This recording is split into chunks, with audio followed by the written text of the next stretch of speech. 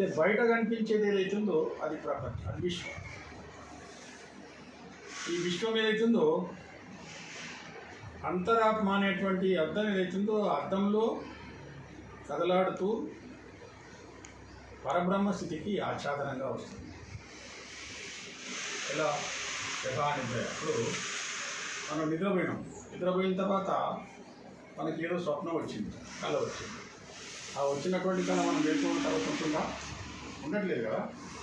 స్వప్నే ప్రతీయమాని రూపాన్ని చేయ భారత అంటే మనం ఏదైతే స్వప్నంలో కళలో వస్తు ప్రపంచాన్ని చూస్తున్నాం, మనం మేల్కొన్న తర్వాత ఆ వస్తు ప్రపంచం ఉండడం. అయితే ఇక్కడ ఏదైతే బహిర్గోద్భూతం బయట ఈ ప్రపంచం ఏదైతే కనిపిస్తూ ఉంది, ఇది ఆత్మకు ప్రతిరూపంగా అనుకుంటుంది, కానీ ఇది శాశ్వతం కాదు. కానీ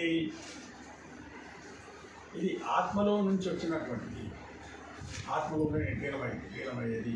అయితే ఇక్కడ చెప్తున్నారు ఏంటంటే ప్రబోధ సమయం స్వాత్మ.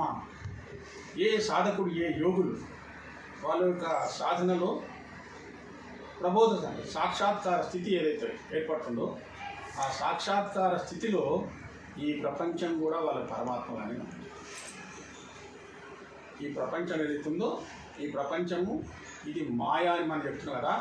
ఈ మాయ ఎక్కడి నుంచి వచ్చిందంటే పరమాత్మ నుంచి వచ్చింది అని చెప్తారు. ఈ ప్రపంచం కూడా వాళ్ళకు పరమాత్మలాగే కనిపిస్తుంది. అంటే సర్వం కల్పిదం బ్రహ్మ, అంటే సమస్తం పరమాత్మ రూపంగానే వాళ్ళకి కనిపిస్తుంది.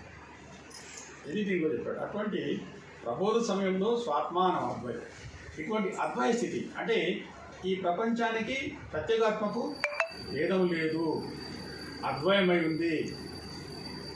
అంటే ఈ ప్రపంచం కూడా దాంట్లో నుంచే వచ్చింది. ఎట్లాగైతే ఇది స్వప్నే చెప్పాం కదా, స్వప్నే ప్రతీయమానే రూపాన్ని చేయాలి. ఇప్పుడు అద్దంలో ప్రతిబింబం, ఆ ప్రతిబింబం ఏదైతుందో అక్కడ నుంచి తొలగిన తర్వాత అద్దంలో ప్రతిబింబం కనిపించట్లేదు. కానీ ఆత్మలో ఈ ప్రపంచం ఏదైతే ఉందో ఇది ఆత్మలో ఒక ప్రతిబింబం లాగా ఉంది.